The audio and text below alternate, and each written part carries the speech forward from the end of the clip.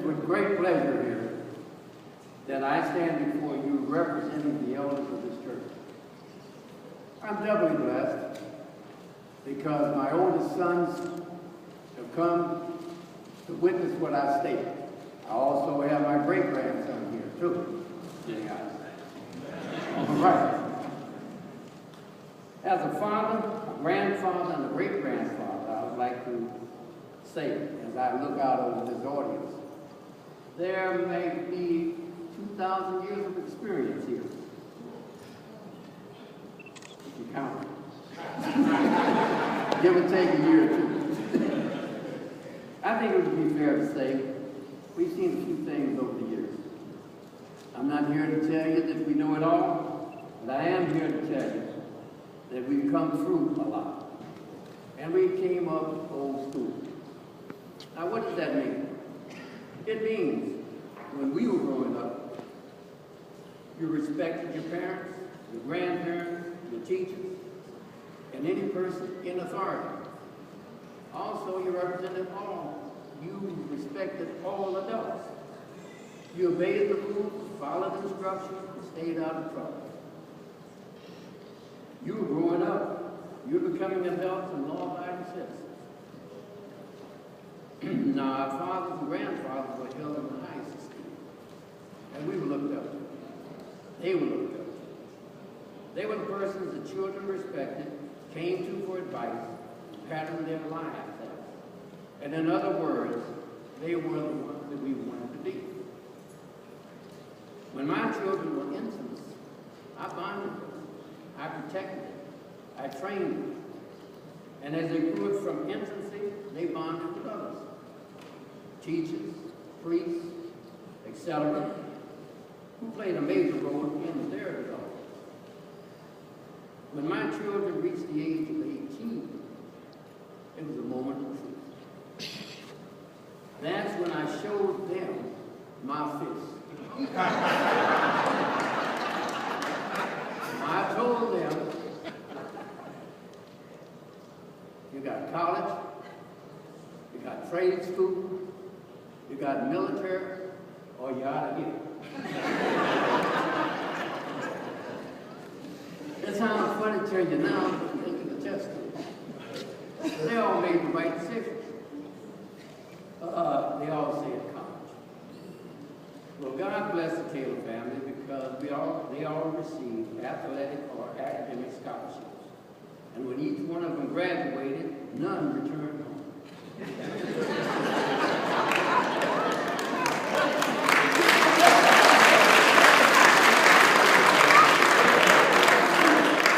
They all got married, and I'm blessed today with 12 grandchildren living in Memphis, Green Bay, San Francisco, and Seattle.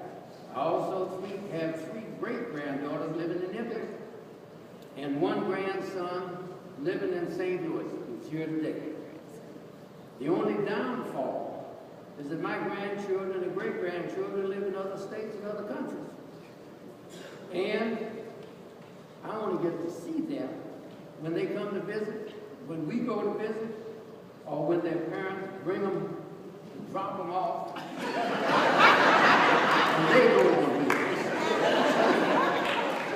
Well, believe it or not, there is no book to be a good grandfather or great-grandfather.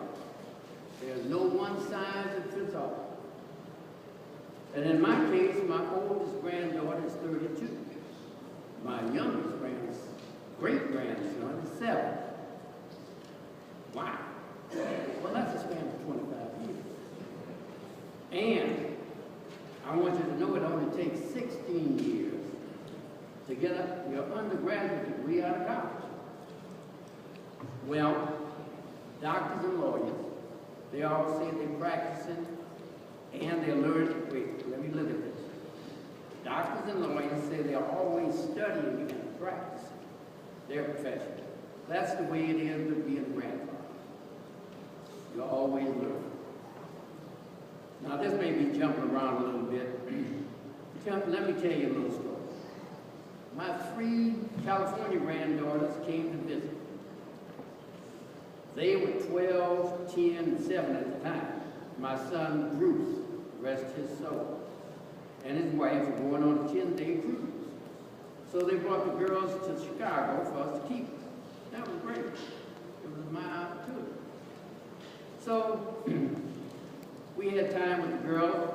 It started out, we were just cooling out, sitting around, setting up a schedule for the next 10 days. I told them I had some work to do around the house, like cutting grass, cleaning up, washing the car.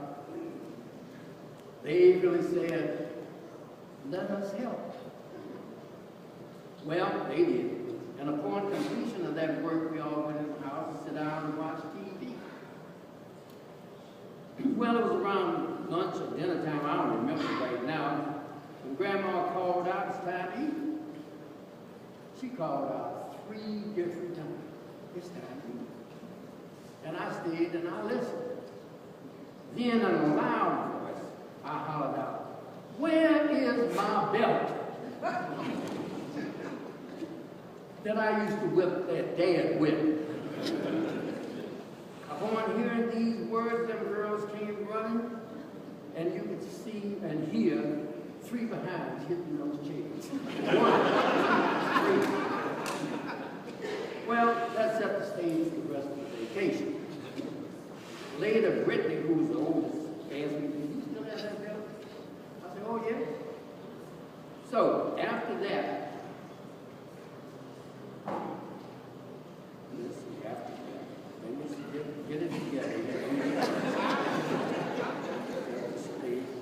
Oh, how I enjoyed being okay. After that, we ended up going down to Mad Mile, Navy Pier, riding the dog, the speedboat, going to a Cubs game, and even going to see a Spice Girls concert.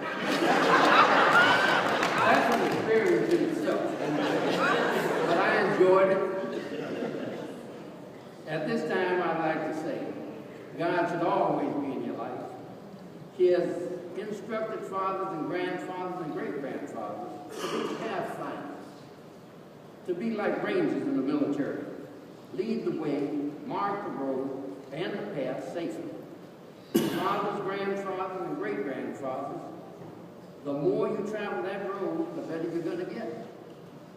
I found out early in life, your children and grandchildren may look alike, act alike, but they're not alike. Each one is an individual. Parents, you must, as time goes on, you start to think, hold on, lost it again.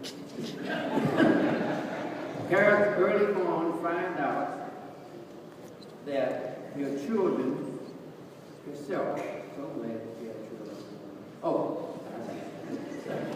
you find out when you have children and you start off with them, they can do nothing wrong.